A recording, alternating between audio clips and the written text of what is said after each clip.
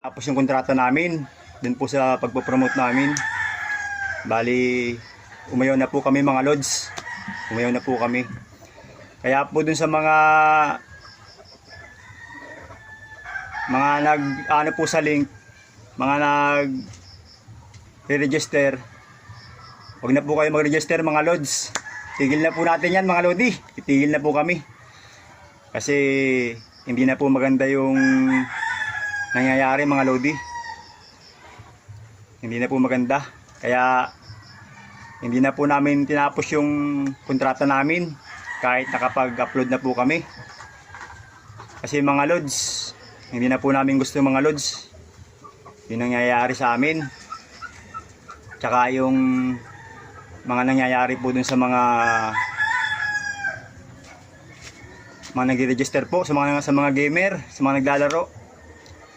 Kasi po mga lodi, yung pong pinopromote po namin mga lods, sa totoo lang po legit po siya sa legit. Pero sa totoo lang po, po siya, kontrolado po yun mga lods. Kontrolado po yun ng management. Bali, ang gusto po nilang mangyari is maglaro po ako. Lalagyan po nila ng laman yung link, lalagyan nila ng 50,000, tapos ilalaro ko po yun. Pero hindi ko po yun pwedeng withdrawin mga lods. Tapos po, pag nilaro ko po yun, kukontrolin po nila yun. Puro panalo lang po ang mangyayari sa laro ko. Tapos po, ipopost ko po yun mga lods. Yun po ang gusto nila.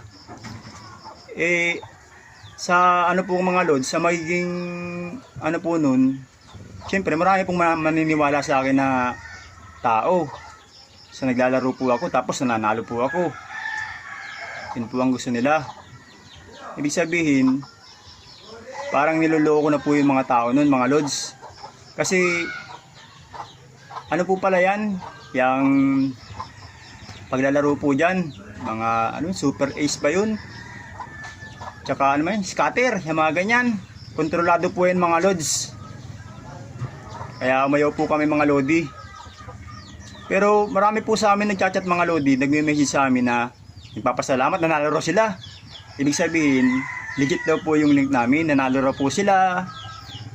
Tapos meron din po sa amin nag-message na nanalo po sila, pero hindi po nila na withdraw lahat. Ano bang tawag doon? Na cash out mga lods. Yan nga po ang problema mga lodi. Sa mga ganyan pong sitwasyon, kami naman po ni Mami ang lalabas na hindi mas